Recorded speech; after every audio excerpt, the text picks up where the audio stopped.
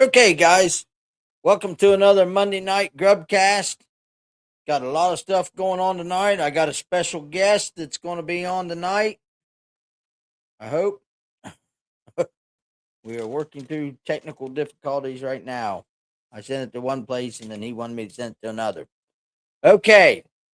While he's doing that, let's do the sponsors, the people that make this happen for me.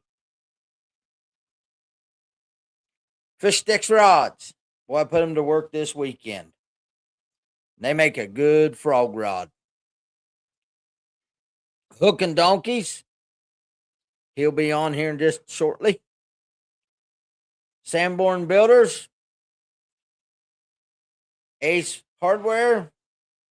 Hobbs Roofing. Pizza Stop in Albany. Southern Ohio Sanitation. Williams and Son Construction. Raccoon Creek Outfitters. Boy, it's going to be that time of year to go down and get on a kayak and go down Raccoon Creek in the shade. As hot as it's going to be the next couple of days. Gamma Fishing Line and Drop Zone Bait and Tackle. And Strict Marine Plus. There he is. He's in the background. Tonight I got a really good trivia question. I'm going to be giving away the Hook of Donkeys 4.4 Sonar Shad in Morning Dawn. I might need that at Lake Snowden. I have to answer my own question. And again, guys, don't forget, I've had a few people reach out and get tickets, but I'm doing the Athens County Bassmasters drawing tickets. If you purchase a ticket for me, we're giving away a $500 gas card and a $100 gas card. 250 tickets sold at $10 a ticket. If you buy tickets for me, I put your name in the drawing for a $50 Bass Pro card. So that's separate from getting a chance to win the gas cards. Get with me. We got one more week. Drawing July 7th. So get with me if you guys want tickets. Running out of time. Okay, we'll get Mike on here, and then I'll do tournament results after Mike gets done. He's got a new bait, I think, that he's wanting to show off today. So, well, okay, he had to get his. So, with no further ado, here is Mike from Hook and Donkeys. Hey, Mike. Hey, guys. Hey, how you doing? All right. Well, sorry, I was going to help you out there with the tournament results. Okay, go ahead. We'll get to that here in a minute. After we're done talking about this right here. Don't look black. What's that? Said don't look black. Yeah, well. Yeah, okay. So it is there's a bunch of different names. This one is out of an angling AI. It's a sweet gum, the hokey or whatever. Whatever you guys want to name it. It's the fuzzy ball. Okay, I have the mold. I am starting to produce them. This one right here is the green pumpkin I did for. It was a quick batch. Hopefully you guys could see it.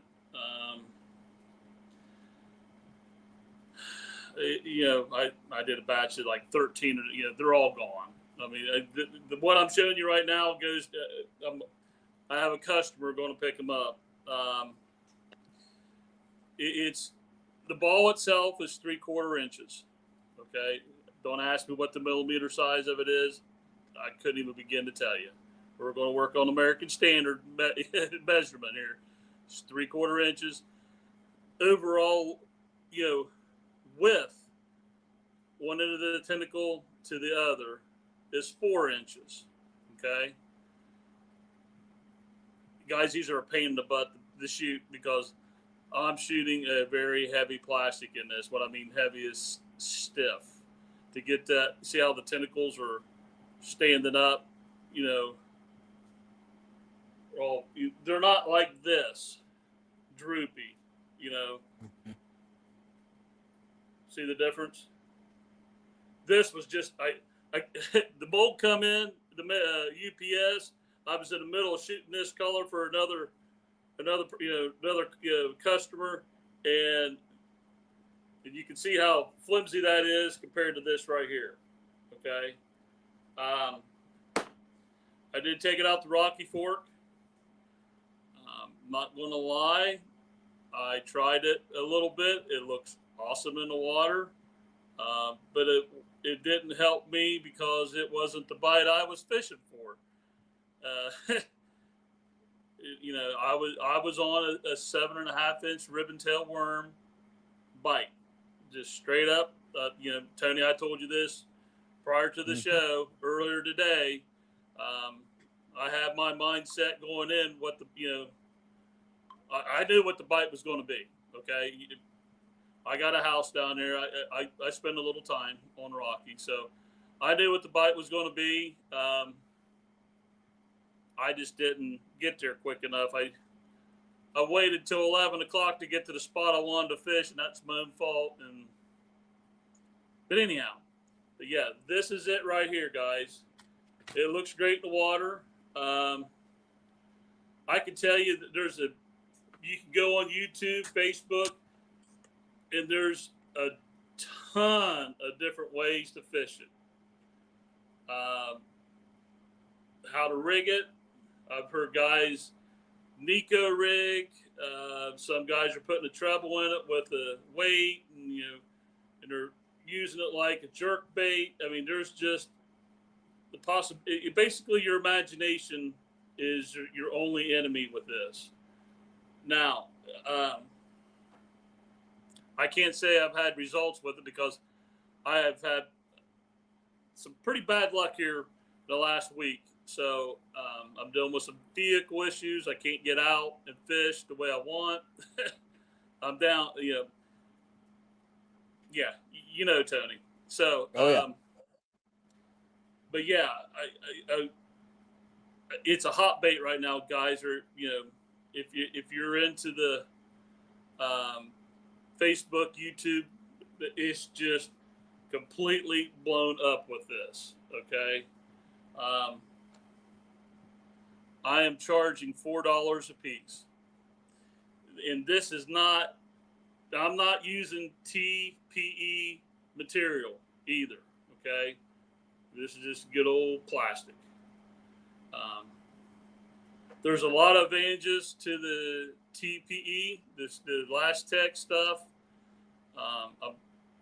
And there's a lot of, disadvantages in the same way with, this is more hardy to heat and around other material, where the TPE material, if you're going to buy these, if you have any experience with the Elastec stuff, it is very heat sensitive. So guys, if you're out there and you're going to buy one, keep that in mind. Don't be landing on your deck very long, especially in this heat that we're having. I mean, we're starting a heat wave here in Ohio where everything's going to be 100 to 105 degrees for the next 6 to 7 days. But yeah, there you go. I mean, this would be my standard green pumpkin. I have a bunch of different colors. I mean, Tony, you let the cat out of the bag. You're wanting black. I'm going to try to get that done tomorrow, but I don't know if I'll be able to get to it because I got to go look at a vehicle tomorrow. So I don't know what my time frame is going to be like. I need a boat toter, so I'm down one. So yeah, I mean, I'm going to do some sort of a smoke purple, smoke shad. I know they'll be doing something like some reddish color, but it'll be mostly focused on see how the tentacles is you can see through it, translucent, so it won't be solid. The black won't be solid. Same way with the smoke. I got some bluegill colors I'm going to do in this as well. The sky's the limit, but right now, if anybody's out there that's got orders, I got quite a bit of orders. I'm begging you to be patient with me because I got things breaking everywhere right now. If I look at it or touch it, it's breaking. So, but that's it. That's the new bait. I'm going to be calling this T2. I'm going to keep it simple for because I got so much baits and whatnot. T2. That's what I'm going to call my bait is T2. Short for Thing 2. I did the first thing. Guys are still buying it and they're still catching fish on it, but this will be T2, Thing 2. And also, I just got notified before I got on your show that my other mold is just like this. It's coming. It'll have a 3/4 inch ball, but the overall width will be 2.5 inches. It's going to be a little smaller on the tentacles, the overall width, this way. So 2.5, this is a 4-inch. So same ball size, just different width. It'd be a good drop shot. The smaller one. Yep. Mm-hmm. Drop shot, maybe crappie guys. I mean, finesse all the way. Well, I seen him in action this weekend. Oh, the yeah. One he you was, tell. Yeah, the one he was throwing, it was like the quickie. And he was in the back of my boat catching a lot bigger fish than I was catching. And that's what, that's just a prime example right there. People say co-anglers are at a disadvantage. If they've got the right bait, they ain't at a disadvantage. He had 10 something and 4 fish, and I had 10 something and 5 fish. And I agree with you on that, what you just said. The only thing I will add to that on the co-angler side, because I've been on both sides, the boater and co-angler side, a lot of the experience a co-angler is going to have is going to depend on the boater. And Tony, guys will front end guys, and that's my only thing that I will say. Well, I know probably somebody who's listening tonight I had him in the boat, and I made sure I catered to him, and he had a good day. Well, he won. All right. So so it's just, I mean, there's they're not at a complete disadvantage, but it's and that's where we need to strive better as boaters who take out co-anglers to make sure they have a good experience and don't get a bad taste in their mouth for those types of situations. Especially like prime example, I had a 16-year-old boy with me. So he doesn't need to go out and be discouraged right off the bat. Right. But he wasn't. He got a check and we had a good time. Yeah. And he actually gave me one of them baits to try this weekend, but it wasn't a collar he was catching them on. So, don't you love it?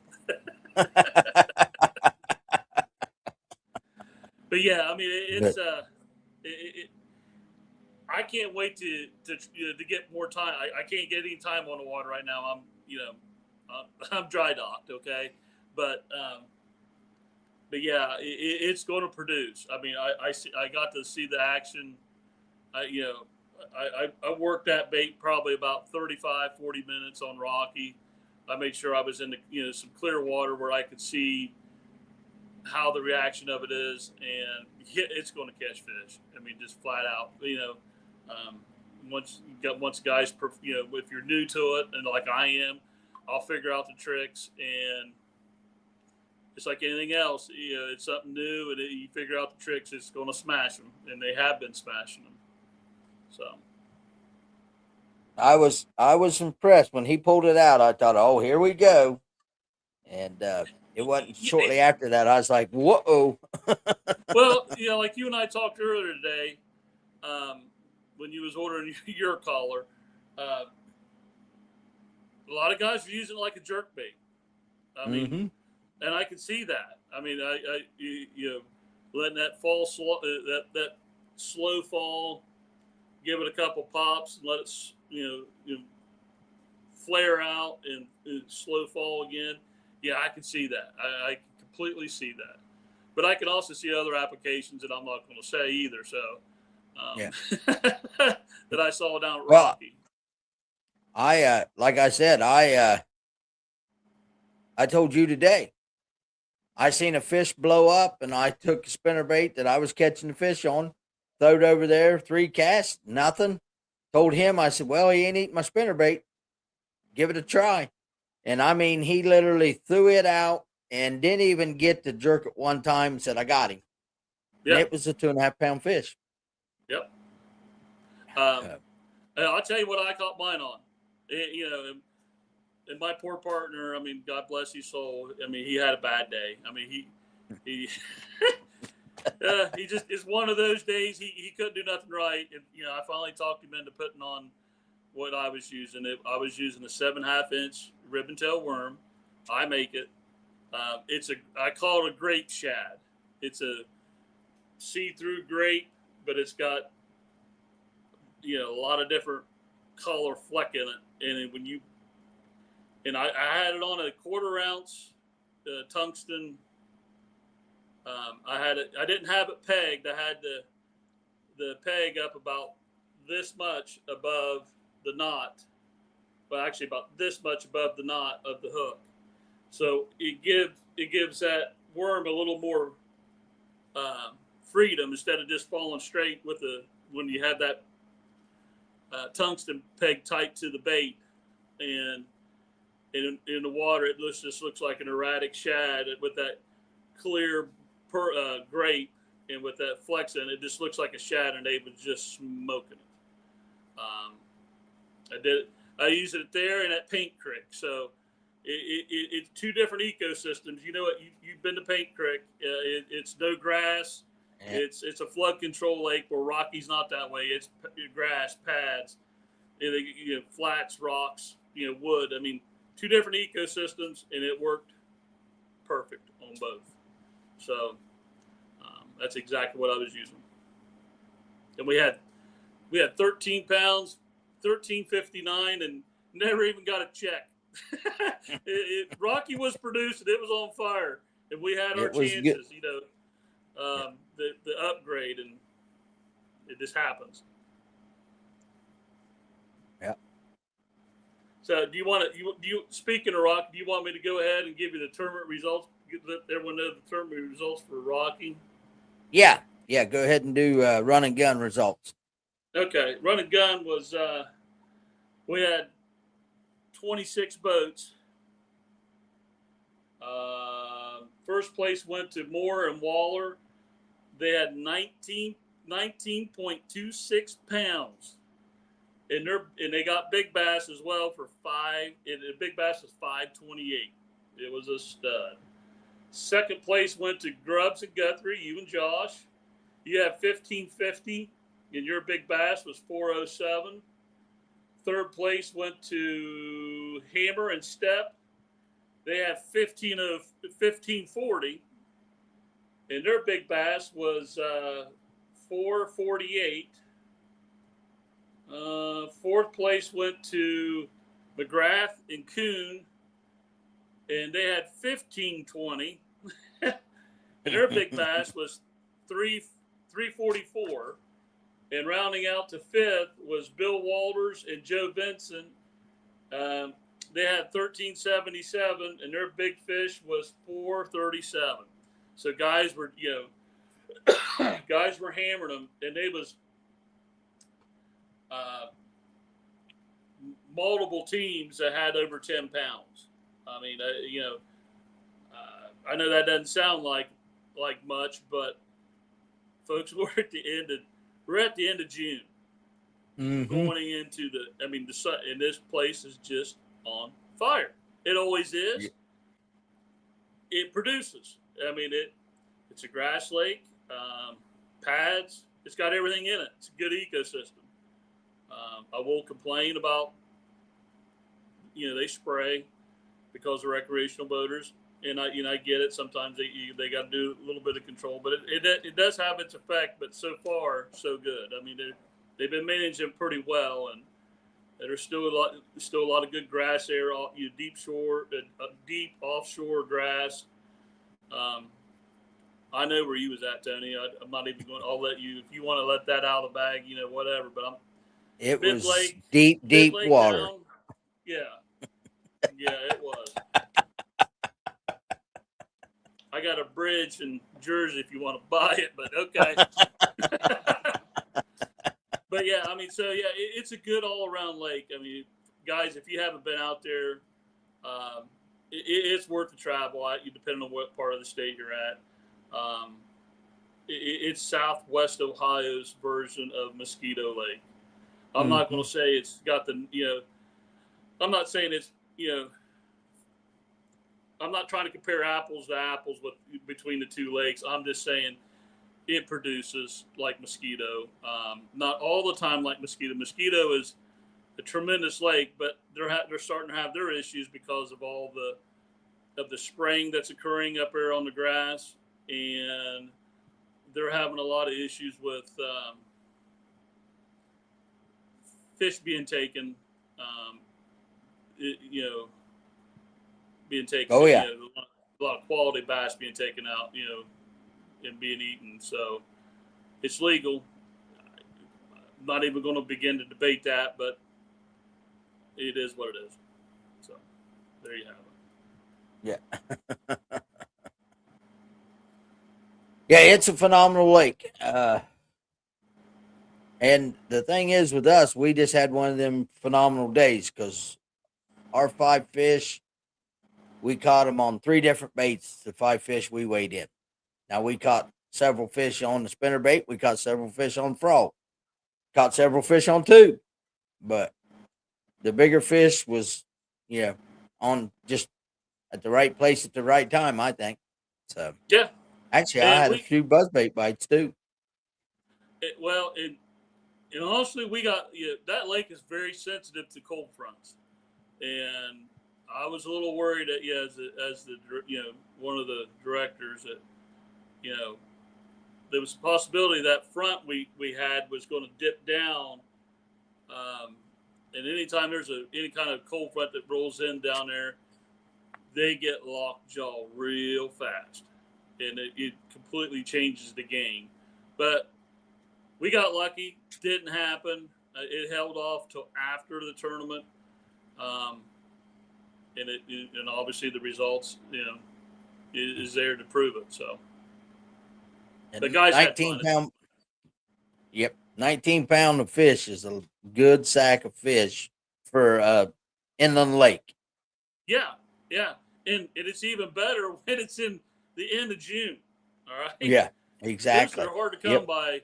Any time of year, but especially when we're going into summer. I mean, unless you get into other lakes that if you don't know it, but just somebody just to go in and fish. I mean, I'm not saying these guys didn't know the lake, but I'm just saying they're not there every day like some of your guys that at Snowden that's there every day or every other day. I mean, it's one of these lakes where you travel to, and when you have sacks like that, that says a lot. Yep. What do you want me to go on with the other results? Sure, go ahead. Last Monday night at Fox Lake, the last call Bassmasters. First place and Big Bass went to John Daniels at 4.39. Second place was George Kane with 0.67. That's all. They only paid 2 places. Then last Tuesday at the river, first place went to Dave Grant and Shane Lockhart at 8.52. Second place was Steve and Brad Vincent at 4.75. And third place was John and Brian Rose at 4.26. Big Bass was Kenny Webb and Mike Seaman at 2.38. He said they will not be having a tournament next Monday night. So he will not have a tournament next Monday night. Wednesday night.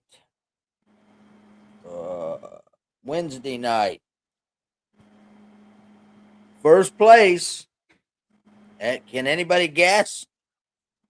With 9.90, they had a really good sack of fish. Donnie and Dylan Phillips. I'm going to ban them from that lake.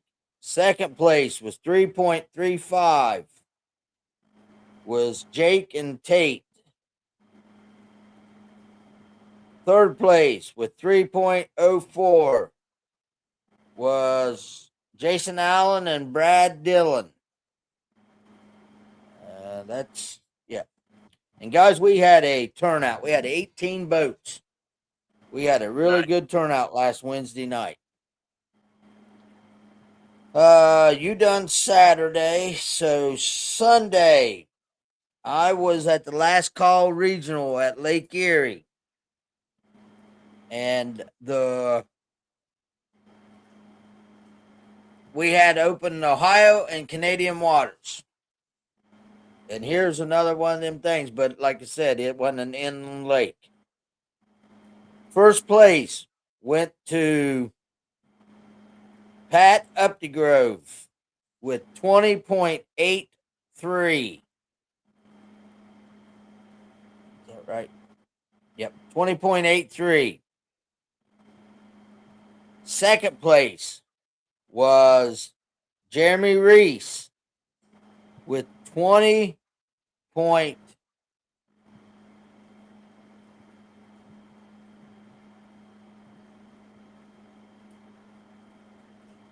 Can't read the 6.8, I do believe. 20.68. So it was splashes of water. 2 20-pound sacks of fish come in. And third place was Alex Connor with 16.15. But like I said, they was allowed to go to Canada.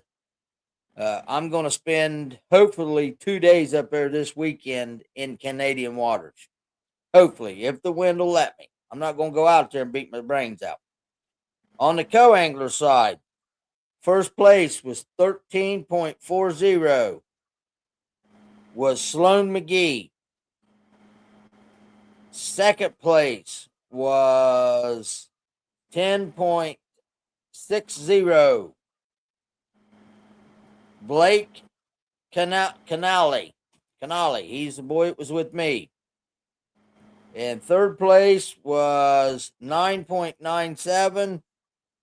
Was Dean Osborne. And Dean had Big Bass on the co-angler side at 3.45. And Big Bass on the boater side was Pat Updegrove with 5.26.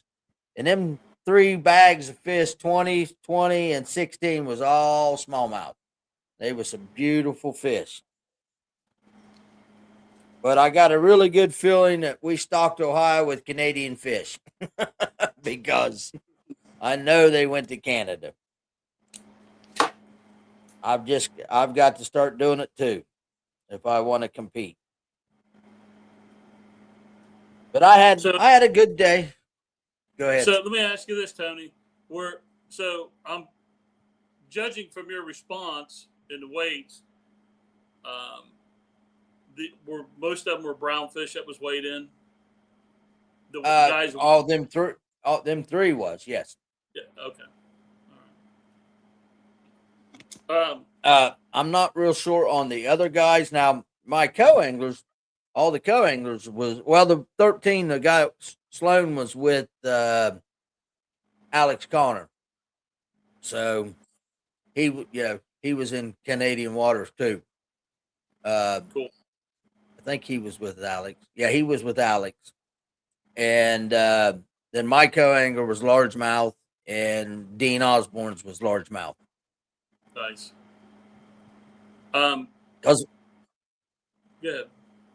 the wind blew up there just a little bit. It was coming out of the northeast, but it switched to the south. So, Well, next weekend you I don't know if you're going to be going out too much because long-term weather forecast. What I saw was it's going to be coming out of the northwest, and there could be some serious wind coming out of there because I looked at my predictor wind today. It looked like it was going to switch on Sunday and maybe lay down. So hopefully, I'm just telling you, beware of that. I'm not going out and getting stuck. Yeah, I don't blame you. Quick shout out. I want to thank Kevin French and Hunter. They brought me my custom collar 1099 from Blue Rock. This thing's all. I mean, that's all I'm going to show of it on the collar. Yes, I give him the skirting to do it, but this goes to show you. He's a sponsor for the Run and Gun. He's a great guy, great company, great products, but they do accommodate custom orders like this. I mean, guys, if you have something special you want tied on a 1099 like this, give him a call, send him an email. He'll take care of you. I mean, I got 20 some jigs from him. I mean, so if that tells you anything, I mean, he's very accommodating to, and he'll do it as quick as he can. I mean, he's like everybody else right now. He's busy. Yeah. Oh yeah. Donovan Workman was Dean's boater. He said and smallmouth, so Dean must have had a couple smallmouth too. Nice. So nice. And on that custom bait, I'm not going to say what kind of bait or what, but that Pat Updegrove has a custom bait made from Blue Rock that he keeps winning tournaments on. Yeah, the custom bait coming from Blue Rock. Yeah. It works. That's all I can just say. That's the best way I can put it. I mean, when you have, because I have customers, for plastics that come in and want this special collar, and it takes time to get it dialed in or get it as close as I can. But it's a confidence issue, and they catch fish on it. And when you catch a fish and you have the confidence in it, it makes the world of difference. It's no different than the jig I just showed you that I had, that skirting that, I had Jesse tie up for me for those jigs. I know for a fact that certain lakes, I will just knock them out on that with a certain collar trailer. And I always put rattles on mine. It's no great secret. It works. I have confidence in it. It's no different than the guy you was fishing with that was using one of these style baits. He definitely had confidence in it. and he was in the back of the boat just whacking them. Yep, he had Yeah, confidence in it for sure. yeah, it works. Dustin Hoy said that Raccoon Creek Outfitters had a 50-mile radius Raccoon Creek Outfitters kayak tournament. Had 31 anglers. Big fish was 21.75, 6-pound plus, and had over 200 bass submitted in that tournament. Nice. That's good. That's nice. It's a good tournament. I'd like to get into one of those sometime, but I'm so busy. I told Dustin, but I got a kayak sitting in the building I bought brand new and 4 years ago and ain't seen the water yet. Brand spanking new, ain't touched the water. But I'm, prime example, I'm leaving Friday to head back to Lake Erie for the weekend. My boat's already there. Shout out to Marlboro Head Marina or Storage for letting me leave my boat up there for the week. So I didn't have to drag it back home and drag it back up there. I told her I'll be getting a hold of her again because I got a couple back-to-back tournaments coming up in August up there. So, yep, just leave the boat there instead of dragging it home.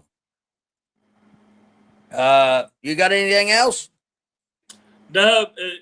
One last thing, if guys want these, they're $4 a piece for the 4-inch. The one that's coming, and it'll probably be here in 2 days. That 2.5-inch, it'll be $3. Get a hold of you or go to my Facebook page and private message me.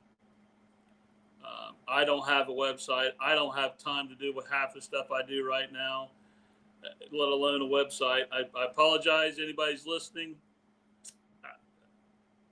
Yep. This is a hobby business to help other anglers and to promote, my good friend and our sponsor Jesse French on Blue Rock. And like I said, I got too much stuff going on as it is. So, well, if you ain't do any test pours, if you get that before Friday, I'll have you taken care of. Don't worry about it. Well, I mean the little one too. I'll drop shot it. Oh, okay. Yeah. Oh, okay. I see what you're saying. If you have time. If not, don't stress, which I know you won't. I'll be back to Lake Erie again. I did that for 29 years. I passed that. Okay, again, we're going to give away the Morning Dawn Sonar Shad 4.4 from Hook and Donkeys. Like I said, I should be keeping that for myself for lake close by. I don't have the results on the Jeff Gillette tournament, the Tyler Gillette tournament, but I do know that Donnie and Dylan did win that one too. I seen on Facebook that they won that one. So yes, they did. Another shout out to them. We're just going to change. Brian Rose got second and Big Bass, from my understanding. That's right. Yep. He did. So shout out to him. Yep. Shout out to him. We're just going to change the name of Lake Snowden to Donnie and Dylan. They put their name on it. No, hold on for a second. Yeah, they are dominating. But here's the thing you have to consider, Tony and everybody else who fishes out there. They are raising the bar and making you better fishermen. I know that sounds cliche-ish, but I'm here to tell you, that's what's going on right now. They're just making you better at that lake and at whatever techniques they're using to catch their fish. They're changing my whole theory of fishing out there. And it's working. I mean, I'm telling you, it helps more. We all laugh and joke around like about it, but in reality, it's a good thing. So, shout out to them for having that lake dialed in. Yep, and they got her dialed in. But I've experienced this before with, say, John Osborne a few years ago. Next year, it'll be a whole different bite. Yep. So, okay, trivia question. Now listen, close. How many Bassmaster Elite Win Series? Let me rephrase this. How many Bassmaster Elite Series titles wins has Jason Christie got? How many Bassmaster Elite Series titles has Jason Christie got? I guarantee there's going to be some wrong answers.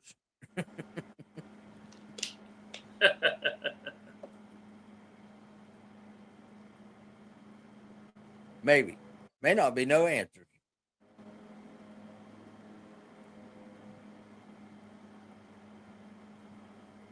Is this a trick question?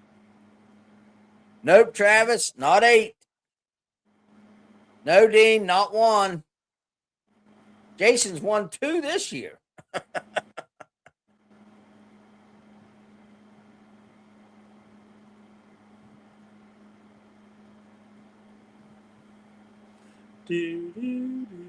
Yeah. Nope, not 10. There's the one that I thought would be the wrong answer. No, Rusty, not 9. Bassmaster Elite Series titles. No, Dean. Not 3. I didn't think it'd be this hard. Some of them are just throwing numbers out. No, Thomas Gould, not 12. Yeah. Start at 30, 30, 29, 28, 27, 26. Dean Barnhart. Dean Barnhart got it, Travis. He beat you by just a second. 7. It says here that professional angler Jason Christie has won 10 major bass tournaments throughout his career, which includes 7 Bassmaster Elite Series titles and the 2022 Bassmaster Classic win. So I knew that 10 would come up before the 7 did, but yeah, 7. You got her, Dean. Send me your address. Okay. I think that's another wrap for the week. You got anything else? No, just other than guys, continue to fish, be respectful, help other anglers out whenever you can.